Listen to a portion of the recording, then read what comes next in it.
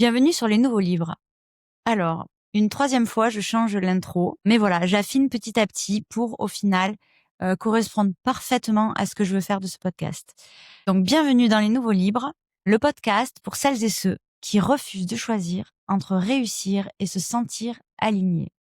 Ici, on parle entrepreneuriat et liberté, mais aussi énergie, intuition et spiritualité. L'idée, c'est de faire le lien entre ce que l'on vit à l'intérieur et ce que ça change concrètement dans nos vies et nos projets. Aujourd'hui, je reçois Carolina, kinésiologue à Marseille. La kinésiologie est encore un domaine très peu connu et pourtant c'est un outil surpuissant pour lever des blocages, mieux se comprendre et vivre sa vie beaucoup plus sereinement.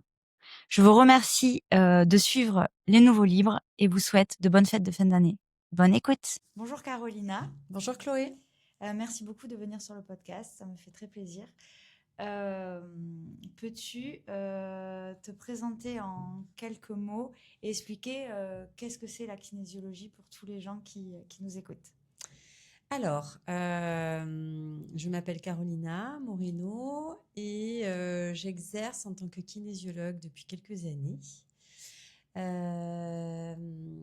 C'est une reconversion professionnelle qui pour moi a du sens parce qu'il s'agit d'accompagner les personnes à plus d'alignement. Alors, c'est assez galvaudé comme terme, mais en réalité, ce que ça consiste à faire, être aligné, c'est quoi? C'est que notre mental, notre émotionnel et notre corps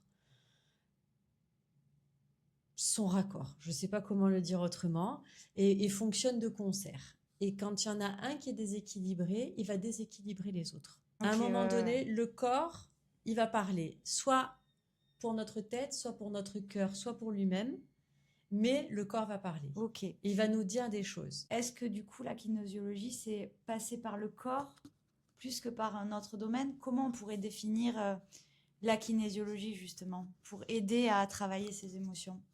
Alors, d'un point de vue étymologique, kiné, c'est corps, c'est un dialogue avec le corps. Ok. Kinésiologue, dialogue. Je suis l'interprète. Je ne suis que l'interprète de ce que votre corps a à vous dire. Donc, oui, c'est un dialogue avec le corps.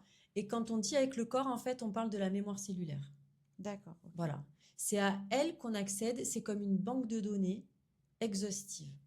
Votre mémoire cellulaire, elle sait tout. Elle sait la couleur de vos cheveux, de vos yeux, mais elle sait aussi vos émotions. Quand est-ce que vous avez eu peur? Quand est-ce que vous vous êtes sentie satisfaite? Vos parents et vos grands-parents, voilà, dans vos cellules, il y a les gènes de vos ancêtres, il y a aussi leurs émotions. D'accord? Et donc, en fait, quand on interroge le corps, c'est cette banque de données-là que l'on va interroger. Ce qui permet de gagner beaucoup de temps, puisque, je ne sais pas, on va dire eczéma, et on va interroger le corps. Eczéma égale quoi? Égale telle émotion bloquée, égale telle frustration, égale... On ne sait pas. Et donc, du coup, on va vraiment aller à la source de l'information, ce qui permet de squeezer le mental, qui est un outil très intéressant, mais qui parfois nous joue des tours. Et surtout qui nous permet de gagner du temps parce que voilà. Mais aussi, le mental ment. Le corps ne ment pas. C'est pas ça un peu le mental nous joue des tours, voilà. C'est pas qu'il ment, c'est que le mental, il déforme parfois les choses. On le voit quand on a des frères, des sœurs ou des cousins, parfois d'un même jour, d'un même souvenir, on va pas le raconter de la même manière, en fait. Le vécu sera pas le même. Donc il y a des choses qu'on oublie, qui passent, il y a le conscient, l'inconscient, le subconscient, des choses qu'on oublie, des choses qu'on déforme. Donc forcément, quand on a une thérapie qui ne se base que sur le mental, il faut faire avec ces biais-là. Et puis surtout, il y a des choses qu'on ne sait pas et que le mental ne saura jamais. Parce que l'émotion que votre arrière-grand-mère, elle a vécue quand votre arrière-grand-père est parti à la guerre, est-ce qu'elle a eu peur de perdre ses enfants? Est-ce qu'elle a fait... Toutes ces choses-là, on peut faire des années de thérapie sans pouvoir accéder à cette mémoire transgénérationnelle qui pourtant a un impact aujourd'hui sur notre propre vie. Trop intéressant. Comment es-tu devenue kinésiologue? Et pourquoi? Tu t'en es servi pour toi? Pas du tout. Pas du tout. Non, j'ai commencé à me former avant même d'avoir essayé. Ok, ouais. C'est intéressant ça. C'est vraiment arrivé, je faisais un autre métier avant qui n'avait rien à voir. Enfin, c'était dans la communication, mais j'étais très dans le monde de l'entreprise. Et c'était passionnant, mais bon, hein, voilà, je savais que je ferais à un moment donné autre chose. Et ce temps a arrivé, puisque je sentais que j'avais fait le tour et que je voulais... Mais bon, voilà, j'ai laissé venir à moi, je me suis simplement ouverte. Et au cours d'une conversation, le mot kinésiologie est sorti. Et à partir de là, bah, quand on dit que le corps, il parle, il n'est pas là que pour nous dire il y a un problème, il est là parfois aussi pour nous dire, ah, là, il y a quelque chose qui nous intéresse. Et j'ai senti que quelque chose s'était allumé à l'intérieur. Je me suis renseignée. Et puis, comme quand un truc est bon pour nous, il y a tout qui s'aligne. C'est vrai. Formation à Marseille où j'habite, dans les contraintes que j'avais, tout parfait, parfait. Formation de presque 3 ans.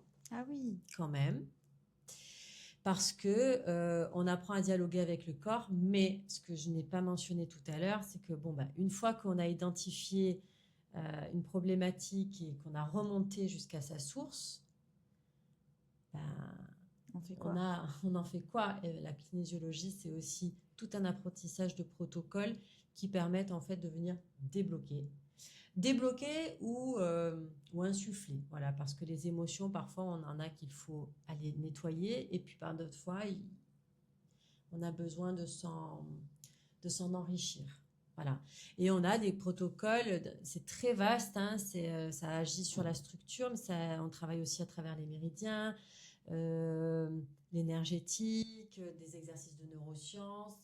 Voilà, on a tout un panel, d'ailleurs, qu'on peut explorer à l'infini, hein, parce que si demain je m'intéresse à d'autres choses, à l'hypnothérapie ou à la sonothérapie, je peux aussi venir enrichir ma boîte à outils. Dans tous les cas, c'est le corps qui va me dire pour vous, pour ce sujet, aujourd'hui, on va passer par tel protocole de correction. Et voilà, donc les 3 ans, c'est aussi le temps d'apprendre, de se former un peu à la médecine chinoise, de se former un petit peu à l'acupressure, aux neurosciences, à la PNL. À tout, en fait, tous les outils utilisés en kinésiologie, Ouais, c'est ça. Ouais. Ouais, donc je comprends les 3 ans, effectivement. C'est quoi les problématiques, par exemple, qu'on peut régler avec la kinésiologie? Elles sont infinies. Ok. Moi, je peux vous parler des cas que je rencontre le plus ici en cabinet. On va avoir du trouble alimentaire, on va avoir de l'addiction, on va avoir du trouble du comportement, des problèmes de confiance en soi, des processus bloqués. Je pense notamment à des processus de deuil. Voilà, on n'arrive pas à faire le deuil, soit de certaines personnes, soit de certaines situations. Et les traumas au sens large. Parfois, c'est une rupture amoureuse qui nous a fait perdre totalement confiance en soi. Parfois, ça va être dans l'éducation qu'on a reçue, certains traumatismes qu'on a vécus, parfois des choses plus difficiles encore. Mais voilà. Et puis, ça peut être aussi de l'eczéma, de l'insomnie, des choses plus physiques chez les tout petits, la phobie scolaire, les tics, les tocs. Tout. En fait, tout ce qui va avoir une cause, mais en fait, j'ai envie de vous dire tout du coup, puisque tout ce qui va avoir une cause émotionnelle, mais on ne s'en rend pas compte, mais beaucoup de choses sont émotionnelles. On peut avoir des migraines chroniques et en fait, ça m'est arrivé d'avoir ici en cabinet des personnes qui ont des douleurs depuis des années. La médecine a beaucoup cherché et n'a pas trouvé. Et parfois, à la première séance, déjà quand ils revenaient à la deuxième, la douleur avait disparu. Wow. La problématique physique avait disparu. Parce qu'en fait, le corps ne faisait que crier. Sur mon site internet, la première phrase, c'est « Si tu écoutes ton corps lorsqu'il chuchote, tu n'auras pas à l'entendre crier. » Donc, c'est exactement ça. À un moment donné, une douleur. Alors, bien sûr, vous tombez, vous vous fracturez le tibia. Bon, ok. Mais une douleur au ventre, un point sur le côté, une migraine, une douleur à la nuque, et j'en passe. Très, très, très souvent, on peut aller chercher du côté émotionnel et on va régler une bonne partie du problème. Mais même quand on tombe là, enfin, on tombe, on se fait mal, même j'irais même jusqu'à dire que parfois c'est pas pour rien en fait. C'est le côté droit, c'est le côté gauche, c'est la cheville, c'est le bras. Il y a toujours une cause à là où on se fait mal et même un accident très terre à terre physique. J'ai pas osé le dire parce Ouais. que parfois je peux perdre les gens quand je vais jusque-là. Oui, c'est vrai. Mais le podcast, il s'appelle Les mais en Nouveaux tout Libres. cas, donc, voilà, c'est dans mes croyances, effectivement, que selon là où on se blesse, le fait qu'on se blesse est accidentel, mais quelle est la partie du corps qui sera à ce moment-là fragile et donc atteinte, ça par contre, ça nous dit quelque chose. Donc, on dégringole les escaliers. Pourquoi est-ce que c'est le petit orteil, ou pourquoi c'est la cheville, ou pourquoi c'est le genou, ou pourquoi c'est la hanche? Et pourquoi on dégringole les escaliers? Et pourquoi on dégringole les escaliers? C'est quoi le message aussi? Bien sûr, bien sûr. Mais oui, c'est vrai qu'on va perdre des gens. Enfin, bien sûr, je dis bien sûr, pour certains, c'est Ouais, pas si ouais. évident, mais enfin, oui, effectivement. Et est-ce que une personne peut apprendre et pratiquer la kinésiologie sur elle? Par exemple, pour savoir ce que son corps veut à certains moments. Parce que j'ai vu pas mal de personnes qui, sur les réseaux notamment, qui mettent le bras comme ça et qui, en fait, testent comme ça, oui ou non. Ou alors, elles se mettent debout. On va faire un petit exercice après, un petit jeu. Elles se mettent debout, elles mettent un objet contre elles et elles demandent ça, c'est bon pour moi, oui ou non, en se basculant, en avant ou en arrière. Du coup, est-ce qu'il y a des techniques, même si on n'est pas kinésiologue, qu'on peut utiliser dans la vie de tous les jours pour se rapprocher des ressentis du corps, en fait, et pas passer par le mental ou... Alors, oui, il y a des techniques, il y en a plusieurs. En revanche, ça va juste vous donner des informations sur c'est bon pour moi, c'est pas bon pour moi. Oui ou non, quoi, en fait. Oui ou non. Mais ça ne va évidemment pas régler et débloquer, puisque ça, après, c'est les protocoles de soins. Et là, pour le coup, si vous ne les avez pas appris, voilà, vous pouvez pas vous traiter, vous accompagner. Mais surtout, j'ai envie de vous dire attention à la neutralité, parce qu'il est très rare en réalité quand on pose une question qu'on n'ait pas une préférence sur la réponse. Oui, c'est vrai. Et donc en fait, ça, c'est vrai que le test, j'ai envie de vous dire, dans les 3 ans de formation, ce qui a été le plus long, c'est pas tant d'apprendre les protocoles, regardez, ils sont nombreux, c'est vraiment de réussir à sentir le test selon les différentes personnes, hein, parce qu'il y a des gens qui résistent, il y a différentes corpulences, le test est différent chez chacun, et surtout de trouver en moi la neutralité pour que je ne cherche pas à influencer la réponse. Donc oui, si vous arrivez à atteindre un degré de neutralité où il n'y a pas le mental qui vient, en fait. Ouais, où la réponse, qu'elle soit oui ou qu'elle soit non, tout est OK. Vous pouvez, il y a des techniques qui peuvent vous permettre d'avoir certaines réponses. Du coup, on va faire un petit test. Alors, pour soi-même, donc moi, c'est le test musculaire que j'utilise. Donc, j'utilise le muscle du bras, mais si tu avais mal au bras, on pourrait utiliser n'importe quel autre muscle. Ok, d'accord. C'est une question de tonus musculaire qui donne une réponse. D'accord. Mais si on veut le faire pour soi-même, il y a les 2 techniques qui marchent le mieux pour moi. Ok. C'est de mettre les 2 mains, donc... comme ça. Voilà. Accroche ton micro. Tu mets tes 2 mains. Ferme les yeux, tu te centres. Et là, tu vas demander au corps, donne-moi un oui. Donne-moi un oui. Et là, tu attends et tu observes. Ce oui, ça peut être une main plus légère, une sensation qu'il y a une main qui se lève, ou une sensation qu'on a un poids dans une des mains, comme une consistance. Ben, j'ai les doigts qui se sont un peu recourbés. Ok. Est-ce que c'est ça? Ça peut être ça, exactement. Okay. C'est pour ça qu'on reste très large. Donne-moi un oui et on observe. D'accord. Qu'est-ce que c'est le oui pour ton corps? Donne-moi un oui. Oui, c'est ça, ok. Et maintenant, donne-moi un non. Donne-moi un non. Qu'est-ce qui se passe? Est-ce que c'est elles le sont phénomène... lourdes. Elles sont lourdes et elles tirent un peu vers voilà. Ok. C'est le phénomène un peu inverse. Dans un cas, tu avais les doigts qui se recroquevillaient. Là, ça tire un peu, ça ouvre. Voilà. Ah oui, c'est fou. Et ouais. Et donc là, au début, bah, tu apprends, mais après, ça se fait en une fraction de seconde, hein, au fur et à mesure que tu le travailles. Oui, on sait. Donc, exactement. Ok. Donc aujourd'hui, je ne sais pas, par exemple, ça peut être, est-ce que c'est bon pour moi de manger des protéines à midi, par exemple?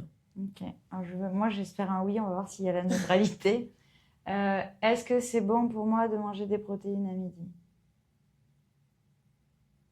Ouais, ça part sur le oui, mais est-ce que c'est moi qui... Bon, et voilà, et c'est ce que je te disais tout à c'est l'heure. vrai que c'est pas C'est pas facile d'être neutre. Oui, parce que quand on veut un truc, on peut influencer. Bon, voyons voir si je vais donner un truc que je sais sûr d'être bien. Est-ce que je devrais faire du sport aujourd'hui? Oui, j'avais pas trop envie. Ok, ouais, j'avais pas trop envie de faire du sport, mais ça m'a dit oui. Ok. Et après, tu peux creuser, par exemple, pourquoi j'ai pas envie de faire du sport. Et là, si tu regardes, par exemple, la liste des émotions, tu les lis toujours avec tes mains. Et quand tu sens que tu as une réaction, tu peux passer après à l'étape suivante quand tu veux investiguer pour comprendre. Là, tu veux juste oui ou un non. Mais parfois, tu te dis, bon, mon corps dit que ça serait bon pour moi de faire du sport, mais je n'ai pas envie d'y aller. Qu'est-ce qui bloque? Ah oui, creuser en fait. Du coup, chez soi, on peut juste prendre un livre ou essayer de trouver Tu des regardes, indices tu parcours ta bibliothèque et à un moment donné, tu vas attendre d'avoir ce ressenti immédiat, d'accord? De pratiquer suffisamment la réponse du oui et la réponse du non pour que ça aille vite. Sinon, tu vas y passer la journée. Mais ensuite, tu vas regarder ce livre, et puis demande à ton corps, hein, voilà, quand ça m'intéresse, est-ce que ça te donne un oui ou est-ce que ça te donne un non? Moi, en séance, ton corps, il va stresser quand il y a une réponse. Donc, c'est un signal plutôt négatif. D'accord. Ok. Mais quand je demande est-ce que, là, ça va me dire oui. Ouais, je peux pas rentrer dans les subtilités du test parce qu'il y en a plusieurs, mais mets-toi bien d'accord sur le oui et le non. le oui et le non. D'accord. Je vous invite à tester parce que c'est vraiment, c'est rigolo. C'est vraiment pas mal. Et du coup, on va parler un petit peu d'entrepreneuriat, vu que tu es à ton compte dans le cabinet ici. Donc, tu t'es lancé, c'était il y a combien de temps et quelles sont les difficultés que tu as pu rencontrer? Alors, je me suis lancée il y a 2 ans et demi, 3 ans. J'ai ouvert le cabinet il y a 2 ans, mais j'avais commencé un peu avant, en tout cas. Les difficultés que j'ai rencontrées, en réalité, pas beaucoup. C'est très fluide en fait. C'est fluide. Ouais. Mais parce que voilà, je pense que c'était pour moi, c'était le bon moment. Première difficulté que j'ai rencontrée, j'ai pas commencé dans ce cabinet et ça a été le premier lieu, ça bloquait. Ok. Voilà. Donc, on va dire que c'était ça ma première difficulté, mais je l'ai très vite identifiée. Et par contre, j'ai trouvé cet endroit avec beaucoup de facilité et tout a été très fluide avec mes collègues aussi. Et à partir de là, ça a enclenché.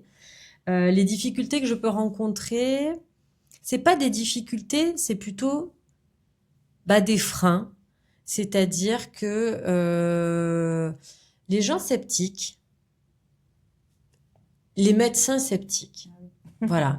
Je pense que ça aiderait beaucoup nos pratiques si on arrêtait d'être considérés comme des charlatans ou qu'on arrêtait de nous voir comme des concurrents. Mais je pense qu'ils nous méprisent tellement qu'en fait, ils nous voient même pas comme des concurrents. Pour certains, je veux pas généraliser parce que j'ai aussi rencontré des médecins au contraire ouverts et alors ça fait super plaisir. Mais il y en a beaucoup pour qui c'est un non-métier, c'est un non-sens, ça n'existe pas en fait. Cette manière d'aborder la santé et le bien-être n'est pas fondée, n'existe pas. Et ça, c'est vraiment dommage parce que on pourrait être vraiment complémentaires. Être en bonne santé, c'est pas prendre le bon traitement. Être en bonne santé, c'est ce que je disais tout à l'heure. C'est être aligné et que ce soit équilibré. Et les deux sont, enfin, la médecine, elle intervient quand il y a déjà urgence, en fait. Le problème, il est là, il y a urgence. Et heureusement que la médecine, elle est là. Et heureusement que les médicaments sont là. Et heureusement que les interventions chirurgicales, quand il y en a besoin, sont là. Bref, enfin, je remets pas du tout en question ça. C'est pas de la prévention. Mais c'est pas de la prévention et on pourrait vraiment éviter les problèmes, alléger le trou de la sécu, pour parler aussi de choses hyper concrètes. Si on prenait plus le temps d'écouter ses émotions, d'écouter son corps et de débloquer les choses en amont avant d'en arriver. Il y a beaucoup de maladies et beaucoup de problèmes physiques qui sont d'ordre émotionnel, vraiment beaucoup. Et donc, on serait complémentaires. Et ça me fait vraiment plaisir quand on me dit mon médecin généraliste m'a envoyé vers vous.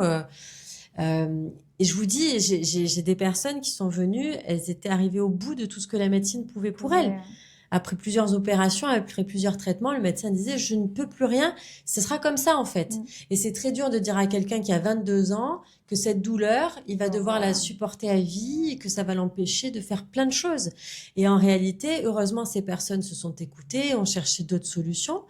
Et pour celles que je connais qui sont venues ici, c'est du 100%. Et je n'ai pas soigné, et je n'ai pas la prétention d'être médecin ni de soigner. C'est qu'il y avait vraiment quelque chose qui était à traiter sur un autre plan que le plan physique. Donc, on aurait tout à gagner à travailler tous ensemble. Si vraiment notre intérêt, c'est le bien-être des gens, eh ben, soyons ouverts. Voilà. Et pour certains, ils ont besoin de voir un médecin. Et puis pour d'autres, ils ont besoin d'une séance de sophrologie. Et puis pour d'autres, ils ont besoin d'aller débloquer une mémoire. Et puis pour d'autres, voilà. Et il faut rester ouvert.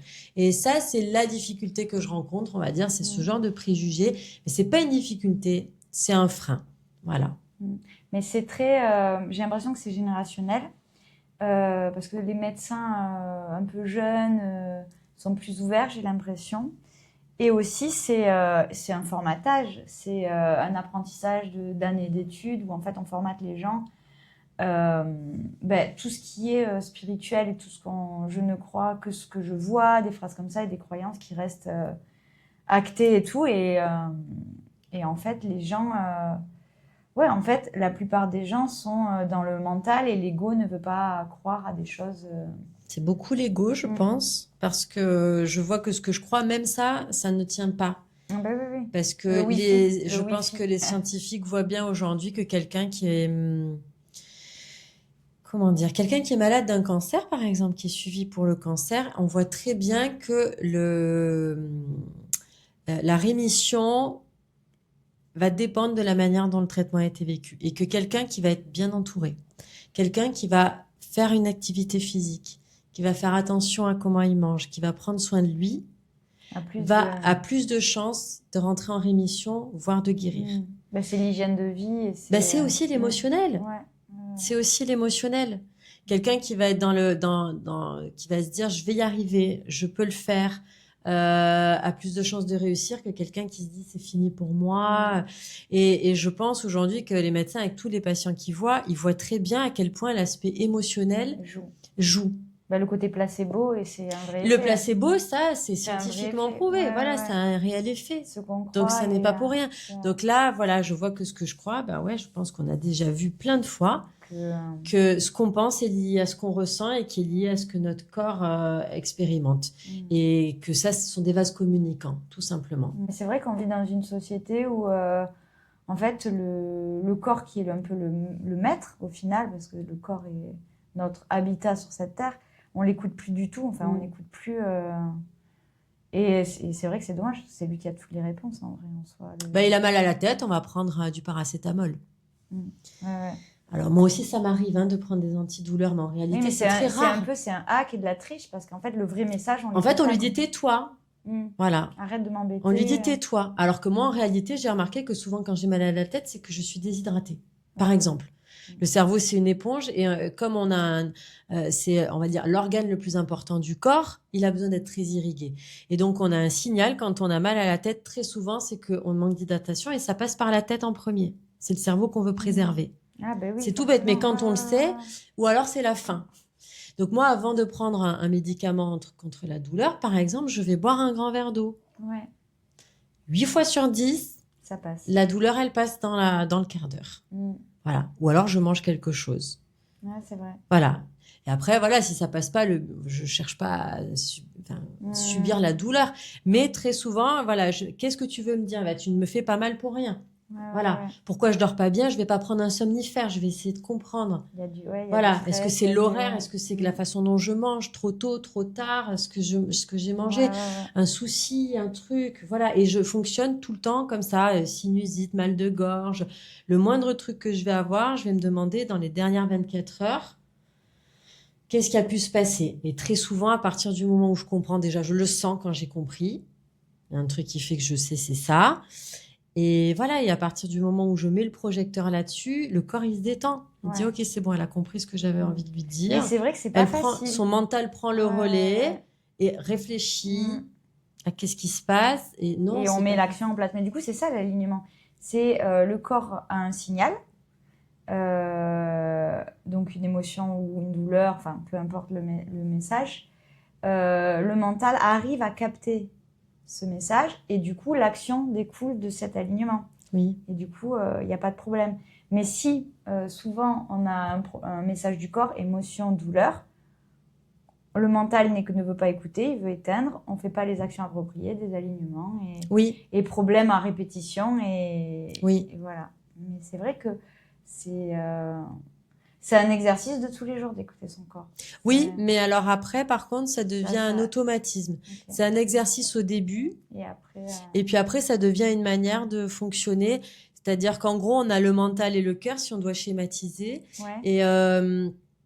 Et en fait, imaginez que dans votre vie, vous avez une boussole. Et cette boussole, le nord, ben, c'est soit le cœur, ça devrait être le cœur. L'élan. Ouais. Qu'est-ce que j'ai envie? Si vraiment on écoute l'élan, qu'est-ce que j'ai envie de manger? On va aller vers ce dont on a besoin. Vous allez vous en rendre compte. J'ai envie de légumes en ce moment, j'ai envie de fruits, c'est parce qu'on a besoin de... J'ai envie de viande, c'est parce qu'on est en carence de fer. Ouais. J'ai envie de... Quand on écoute l'élan du cœur, en général, c'est qu'il y a quelque chose qui est bon pour nous. Pareil, je vous disais, les relations, les autres, le travail, le machin, l'élan du cœur. Bon. Et le mental, il est là pour mettre en action cet élan du cœur. Quand ça fonctionne comme ça, c'est nickel. Okay. Parce que le mental, le but, c'est pas de lui dire, t'es tout en haut, on n'a pas besoin de toi. C'est juste, par contre, arrive au bon moment. Joue ton rôle. Et le rôle, il est de mettre un plan d'action, d'être au service de l'élan du cœur. Le problème aujourd'hui, c'est que 9 fois sur 10, et peut-être même plus, la boussole, le nord, c'est le mental. Oui. Voilà, c'est l'ego, j'ai envie de réussir, j'ai envie de prouver que je suis capable, j'ai peur de manquer.